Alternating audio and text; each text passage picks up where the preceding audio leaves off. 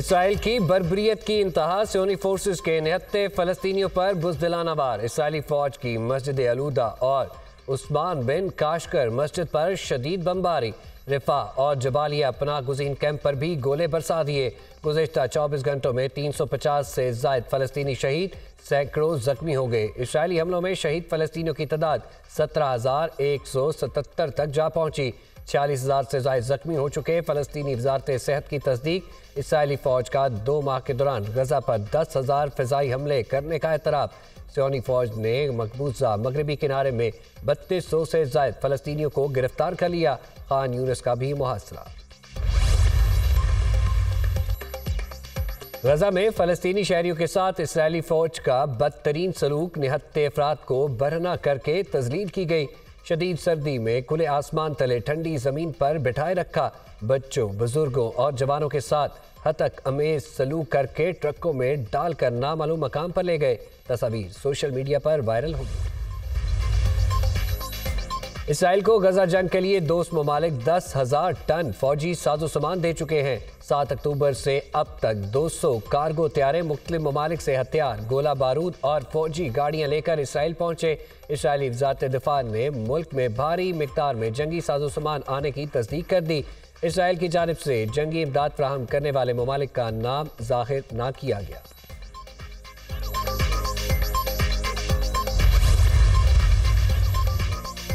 ईरानी सदर इब्राहिम रईसी की मॉस्को में रूसी सदर व्लादिमीर पुतिन से मुलाकात। रूस यूक्रेन जंग, गजा की सूरत हाल और दीगर अमूर पर तबादला ख्याल। रूसी सदर का फलस्तीन की सूरत हाल पर इजहार तशवीश।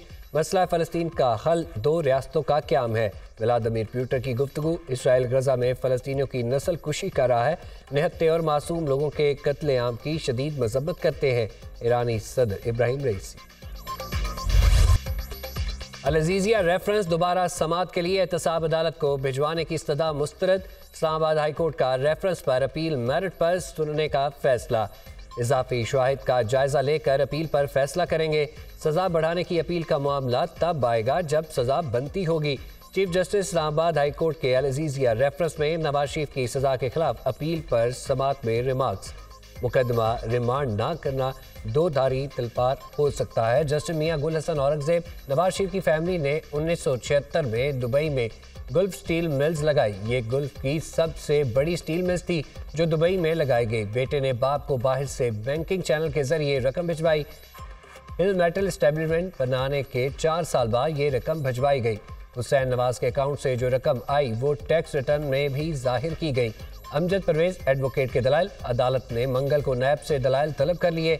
अल अज़ीज़िया रेफरेंस में नवाज शरीफ की अपील समात मंगल तक मुलतवी।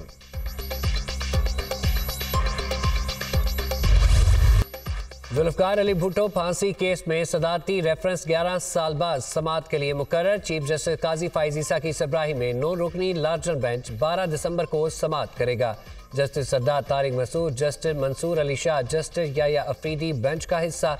Justice Aminuddin, justice Jamal Khan Mandokhail, justice Mohammad Ali Mazhar भी शामिल। जस्टिस सैयद हसन अजहर रिजवी और जस्टिस मुसर्रत हलाली भी लार्जर बेंच में शामिल होंगे।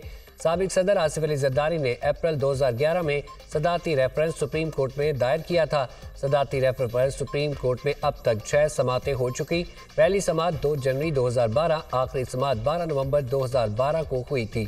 पहली 5 समातें साबिक चीफ जस्टिस इफ्तिखार चौधरी की सरबराही में 11 रुकनी लार्जर बेंच ने की। सदारती रेफरेंस पर आखिरी समात 9 रुकनी लार्जर बेंच ने की थी।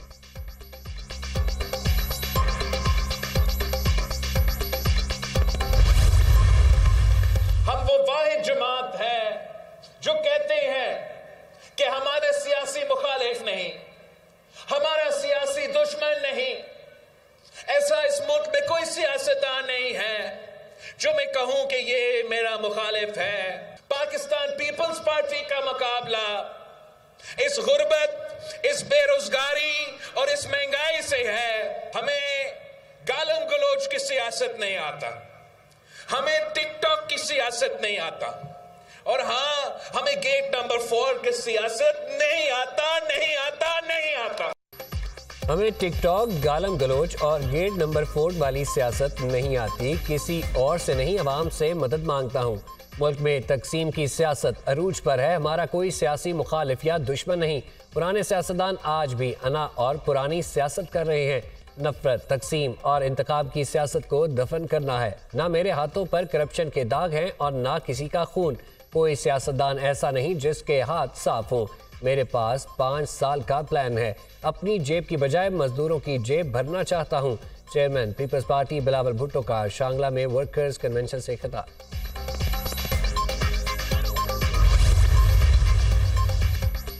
साबिक चेयरमैन पीटीआई ने 5 साल के लिए नाअहली को चैलेंज कर दिया। लाहौर हाई कोर्ट में दरख्वास्त दायर। 5 बरस की नाअहली को कलअदम करार देने की अपील। इलेक्शन कमीशन ने इंतखाबात से बाहर करने के लिए जल्दबाजी में गैर कानूनी इकदाम किया। दरख्वास्त में मौक़िफ़, पिटीशन पर हतमी फैसले तक नाअहली का नोटिफिकेशन मुअत्तल करने की इस्तदा। बानी पीटीआई की 5 साला नाअहली के खिलाफ अपील समाअत के लिए मुकर्रर। जस्टिस शुजा अली खान आज समाअत करेंगे। तहरीक-ए-इंसाफ के इंट्रा पार्टी इलेक्शन के खिलाफ दरख्वास्त पर समाअत आज इलेक्शन कमीशन में होगी। इलेक्शन कमीशन का 5 रुकनी बेंच सुबह 10 बजे समाअत करेगा। इलेक्शन कमीशन में पीटीआई इंट्रा पार्टी इंतखाबात के खिलाफ 11 दरख्वास्तें जमा कराई गई।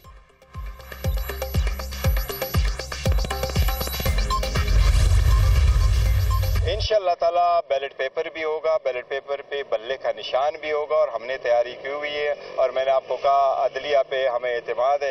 इंशाअल्लाह ताला अगर कोई ऐसी कोशिश लास्ट मोमेंट में कर भी ली तो हमें अदलिया से एतमाद है और अदलिया पे पूरा यकीन है कि वो डेमोक्रेसी को डिरेल नहीं करने देगी और लोगों के मंशे के खिलाफ नहीं जाएगी। उम्मीद है इंशाअल्लाह ताला बल्ला भी होगा, बेट भी होगा और बल्ला हमारा ही होगा इंशाअल्लाह ताला।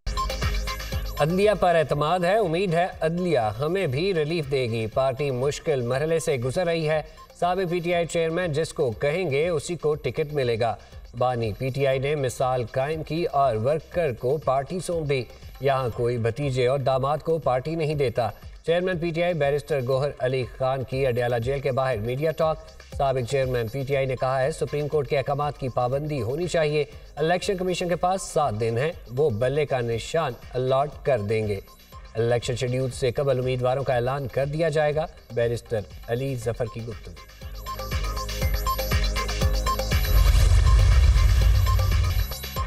हुकूमती पॉलिसी से मुआशत चल पड़ी। पाकिस्तान स्टॉक मार्केट में जबरदस्त तेजी। 100 इंडेक्स में 800 पॉइंट्स का इजाफा।